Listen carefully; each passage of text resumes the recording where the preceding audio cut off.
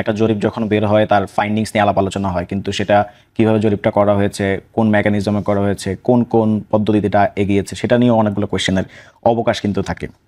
যেহেতু জরিপ নিয়ে আপনি প্রশ্নটা করেছেন, সেহেতু এই জরিপ প্রসঙ্গেও কোন মেকানিজম, কোন মেথড ফলো করা হয়েছে সেই ক্রিটিকের সুযোগটা আছে।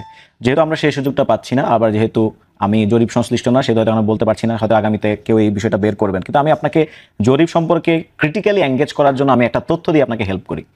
2024 সালের ডামি ইলেকশনের পূর্বে 2023 সালে IRI নামক একটি প্রতিষ্ঠান আছে, US বেসড, তারা একটা জরিপ করেছিল, till the disposal of the matter in the international crimes tribunal. Yet এরপরেও এই জরিপে আওয়ামী লীগ ইনক্লুড করার একটা ব্যাপার ঘটেছে, এবং এটাকে আমরা কোনো ইনোসেন্ট ঘটনা বলে আমি মনে করছি না। এটা নিশ্চয়ই একটা উদ্দেশ্য আছে। এবং আপনি দেখবেন বিভিন্ন টিভি টকশোতে, বিভিন্ন সেমিনারে, বিভিন্ন ফোরামে বিশিষ্ট সিনিয়র সাংবাদিক, বিশিষ্ট টকশো ব্যক্তিত্ব, বিশিষ্ট গণমাধ্যম ব্যক্তিত্ব এখন দেখবেন প্রায় সময় যে আওয়ামী লীগের কথা, যে আওয়ামী লীগের ভোট ব্যাংকটা কই গেল।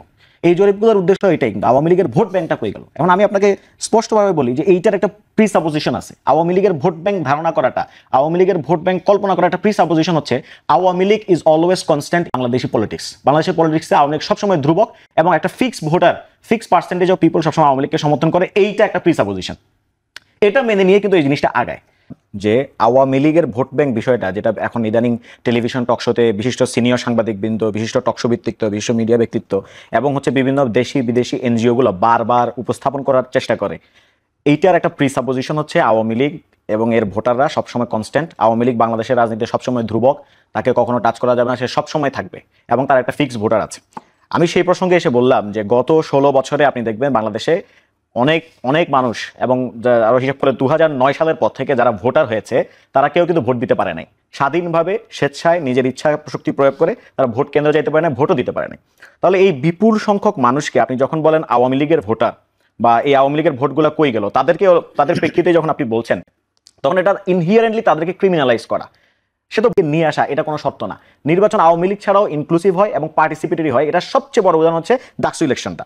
আরেকটা কথা যদি আমি বলি যে যে জরিপের কথা আপনি বললেন, এরকম আরেকটা জরিপ আসছে, সেখানে বলা হচ্ছে, প্রসঙ্গক্রমে আমি বলে ফেলি, আমি যখন জরিপের কথা বলছিলাম তখন আপনি বলছিলেন যে এই জরিপের নানা মেথডে কি মেথডে করেছে সে বিষয়ে প্রশ্ন আছে, কিন্তু ডাকসু ইলেকশনের দিকে যদি আমরা তাকাই, সেখানেও তো আমরা দেখি যে এনসিপি সমর্থিত যে বাকশাস প্যানেল, সেখানেও আপনাদের ভরাডুবি হয়েছে। এইটাকেও কি আপনারা আমলে নেবেন? না না, অবশ্যই আমলে নিচ্ছি। এখানে একটা হচ্ছে ভরাডুবি যে অর্থে দেখানো হচ্ছে সেই অর্থে আসলে কোনো ভরাডুবি হয় নাই আমার মতে।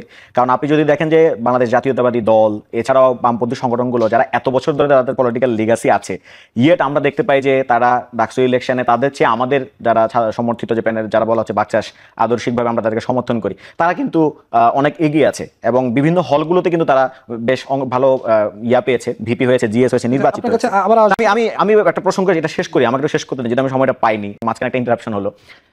এই যারা বলে যে আওয়ামী লীগের এরকম ভোট ব্যাংক আছে, আপনি একটা জিনিস খেয়াল করেন, হিটলারের পতনের পরে আপনি কি মনে করেন এখন পর্যন্ত হিটলারের সমর্থক নাই বাংলাদেশে বা পৃথিবীর বিভিন্ন দেশে? সমর্থক নাই। তাহলে হিটলারের যেহেতু সমর্থক আছে, জার্মানির কোনো নেতৃবৃন্দ বা বিশ্বের কোনো নেতৃবৃন্দ কি মনে করে যে এখন তাহলে হিটলারকে নির্বাচনে নিয়ে আসা দরকার, বা হিটলারের যে নাজি জার্মানি আছে তাকে নির্বাচনে নিয়ে আসা দরকার? So it is not a logic যে ওই কোন শতাংশ কি মনে করে।